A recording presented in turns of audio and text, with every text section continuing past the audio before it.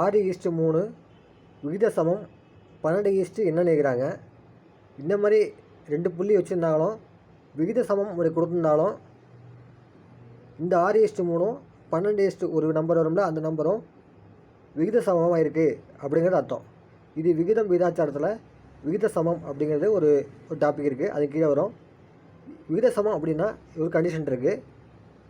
இந்த ஃபஸ்ட் நம்பரையும் இந்த நம்பரையும் பெருக்கி வர விடை, இது ரெண்டையும் பெருக்கி வர விடை ரெண்டுமே சரிசமமாக இருக்கும் அப்படின்னா இந்த கேள்விக்குரிய இடத்துல என்ன வரும்னு கேட்குறாங்க.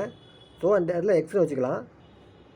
இப்போ இது ரெண்டையும் பெருக்கணும்னா 6x ஈக்குவல் இது ரெண்டையும் பெருக்கணும்னா 3 12 36.